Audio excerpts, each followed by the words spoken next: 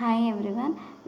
ఈరోజు మీకు ఇందులో మనము విద్యా దీవెనకి సంబంధించి బయోమెట్రిక్ అథెంటికేషన్లో రేజ్ అయ్యే డౌట్స్కి సొల్యూషన్స్ ఇందులో ఈ వీడియోలో అప్లోడ్ చేశాను. ఎవరికైనా డౌట్స్ ఉంటే వాళ్ళు క్లారిఫై చేసుకోండి.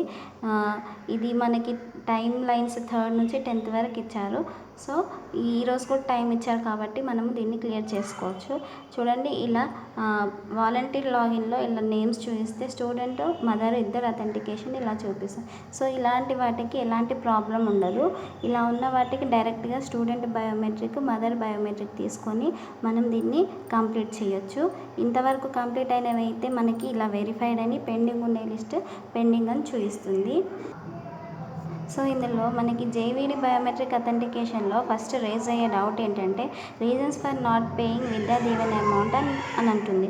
సో దీనికి ఎప్పుడు అలా చూస్తుందంటే ఒకవేళ స్టూడెంట్ ఆ అమౌంట్ కాలేజ్లో పే చేయకపోయినా కానీ లేదా హెచ్ఎం లాగిన్లో అప్డేట్ కాకపోయినా కానీ ఇలాంటి రీజన్ ఈ రీజన్స్ ఏమేమి చూపిస్తుందంటే ఆల్రెడీ పెయిడ్ ఫీ టు కాలేజ్లో కొంతమంది స్టూడెంట్స్ పే చేసినా కానీ హెచ్ఎం లాగిన్లో అప్డేట్ కాకపోవడం వల్ల అలా ఉంటుంది. కాబట్టి మనం ఆల్రెడీ పెయిడ్ టు కాలేజ్ అని సెలెక్ట్ చేసుకోవచ్చు. లేదా కొంతమంది పే చేయలేని సిచ్యువేషన్లో లాక్డౌన్ వల్ల అలా ఏమన్నా ఉంటే will pay in next 2 weeks అని సెలెక్ట్ చేసుకుంటే సరిపోతుంది. మిగిలినవి ఇవి కాకుండా వేరే రీజన్స్ ఉంటే స్టూడెంట్స్ని కానీ వాళ్ళ మదర్స్ని కానీ అడిగి మనము అప్డేట్ చేస్తే సరిపోతుంది. సెకండ్ వచ్చే డౌట్ ఏంటంటే ఇలా స్టూడెంట్కి మనకి అన్ని బ్లాంక్స్గా చూపిస్తుంది.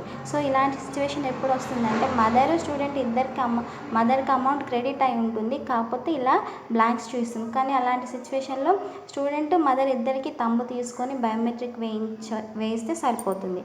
సో వీళ్ళకి బయోమెట్రిక్ మదర్కి స్టూడెంట్కి ఇద్దరికి తీసుకుంటుంది, మనం పెండింగ్ లేకుండా చేసేసుకోవచ్చు.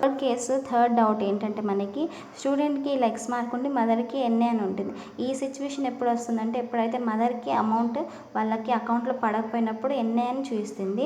సో ఈ ఎన్ఏ ఎందుకు వస్తుందంటే ఆల్మోస్ట్ స్టూడెంట్ ఎలిజిబుల్ కాకపోతే మనము బయోమెట్రిక్ అథెంటికేషన్ చేసినప్పుడు కాలేజ్ హెచ్ఎం లాగిన్లో అప్డేట్ కాకుండా ఉంటుంది. అలాంటి వాళ్ళు మళ్ళీ ఈకేవైసీ చేయించుకొని ఆధార్ సెంటర్లో అప్డేట్ చేయించుకున్న తర్వాత కాలేజ్లో అప్డేట్ అయ్యి అమౌంట్ పడడం లేట్ అయి ఉంటుంది.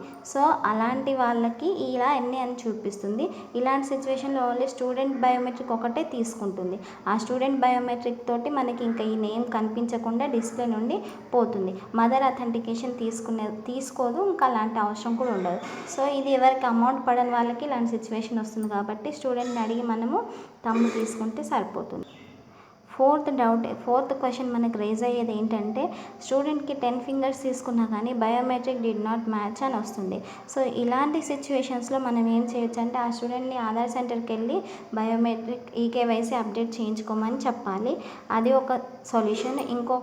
ఇంకొక సొల్యూషన్ ఏంటంటే ఇలా ఆధార్ది యుఐడిఏ లింక్ ఓపెన్ చేసి మనము అందులో అన్లాక్ అని ఆప్షన్ ఉంటుంది ఆధార్ సర్వీసెస్లో. అందులో అన్లాక్ అని కొట్టేసి మనము స్టూడెంట్ యొక్క ఆధార్ నెంబర్ కొట్టి ఒకవేళ స్టూడెంట్కి ఫోన్ నెంబర్ లింక్ అయి ఉంటే ఆ ఓటీపీ వస్తుంది. ఓటీపీ ద్వారా మనము వాళ్ళకి ఆధార్ అథెంటికేషన్ చేసి